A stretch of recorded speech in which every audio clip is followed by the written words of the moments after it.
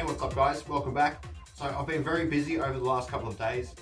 So as you can see, I've got all the 1/16th and 1/18th scale RCs that I have in my collection sitting here, doing a few of the versus videos, just seeing the difference between having oil-filled shocks or non-oil-filled shocks, size comparison, because there is a little bit of difference between the size, and just all-round capabilities. But that's right, as you can see, I have one more car that will be included in the versus or comparison videos. This is the HoSpeed 1/18th scale monster truck, and I think this is what people class as a fake Traxxas Teton or a copy of the Traxxas Teton, and I'm pretty sure they're very different from each other. So I wanted to see myself, because I've got the Traxxas Teton now, I can actually do a bit of a comparison. But for today, I'll be unboxing, seeing what the car is all about. So let's get into this box, see what we get, and take it out for a bash. So this is what we get in the box. Obviously you get the instruction guide. That seems to be very good. There's all the information you need to fix the car, repair the car, troubleshooting, and spare parts. A 7.4 volt 1200 milliamp lithium ion battery, a 7.4 volt 1000 milliamp USB charger. The controller's a bit of a weird shape, but I'm assuming it'll work just fine. So you've got your throttle, your reverse, steering, you've got your speed switch, so I think you can change the speed up or down. You've got your steering trim, and then you've got your on and off switch here. And it takes 3 AA's, not included in the box. And now to the car itself. Initial thoughts, it looks quite good. I'm not quite sure what you'd call this style, maybe like a Paris to Dakar style car or something. But yeah, it looks alright. The tyres look alright, but they're very hard rubber, super hard. They're not foam filled. The suspension is just friction, so yeah, that's always going to be a little bit of a downfall not having oil-filled shocks on there. Yeah, it's very bouncy, but we can always fix that with a set of oil-filled shocks.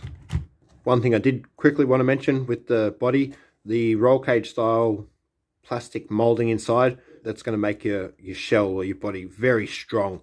So yeah, that's a bonus.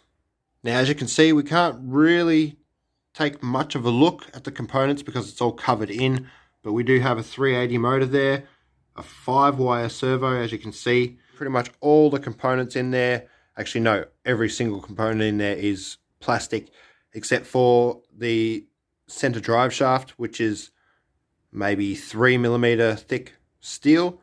So it's not aluminium, not 5mm aluminium like most of them these days, but being steel, it should be pretty strong. So taking a quick look at the chassis and the swing arms and everything, it looks quite strong, but I'm really not a fan of these battery bays. I just can't handle having to take this screw out every time you need to change a battery over, and you can't not have the screw in there, because if a stick or something hits that latch and opens the tray, your battery will come flying out. As you can see guys, there was already a battery in the battery bay, so yeah, obviously you get 2. That's definitely a bonus. So all I've got to do is get this battery charged up, then I can take it out the front, give it a good first bash test. Alrighty guys, so I got the HoSpeed 1/18th monster truck out, and while I got a fresh battery, I'm going to start off with a speed test. It is a pretty horrible day out here, so it could rain at any stage. Recording on 0, here we go. That's full throttle. those brakes and the suspension are horrible. Alright, what did I get? I got 25 kilometers an hour. Alright, get this restarted guys. Recording on 0 or 4. My car's coming. Oh yeah, she's a bit wobbly. Oh yep, no center. 25 kilometers an hour. So that's definitely going to be its top speed, I think, on the stock standard batteries. Might be able to get a bit of a higher speed on a lithium polymer LiPo battery, but for now we'll stick with the 25 and we'll go and give it a jump test. Yeah, that tick in the gearbox or whatever it is, not nice. Straight out of the box. Oh, a little bit hard to line up. Wow, that's really hard to line up. Almost took my own head off. Oh, soon as it lands, it gets a real bad bounce. Oh, no centrifugal force.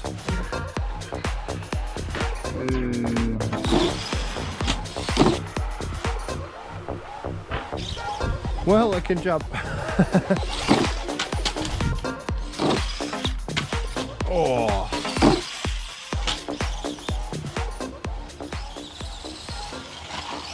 It's doing all right, I suppose. I think I paid, oh, that was a bad one. I think I paid around about 86 Australian dollars for this off eBay. Oh, bash test.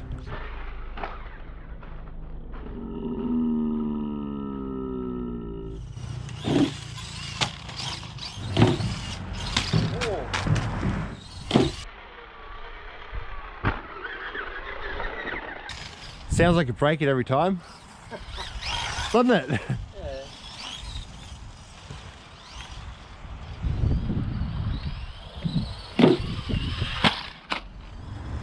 Yeah, I'm not sure about this car yet.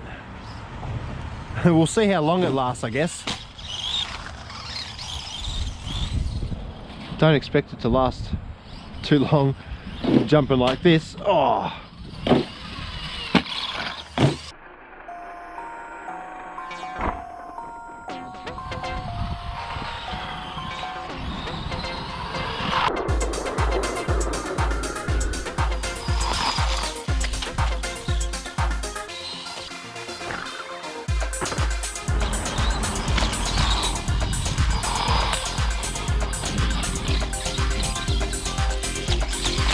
Oh.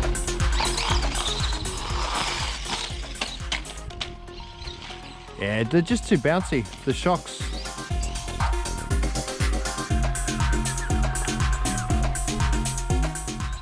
Good fun though.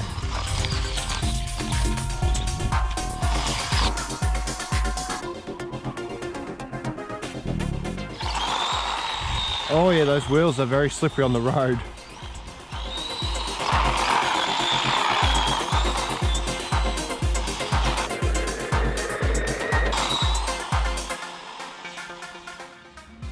So yeah, it's definitely about the quality and drivability that I expected for the price, for non-oil filled shocks, you know, all that sort of stuff. It's fine for a little front yard basher.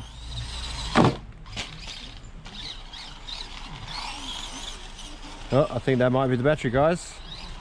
That is the battery. Just completely died. Nothing. All right, well, as I said, it's probably not one for me because I do go really hard on my cars. It didn't break anything. No, nothing broke yet, but I definitely expect something to break if I keep treating it like that. So I'll definitely get this out and do a bit of a test against the Traxxas LaTrax. They may look a little similar, but they're very different cars. All right guys, leave it here. Cheers, catch you in the next video and stay safe.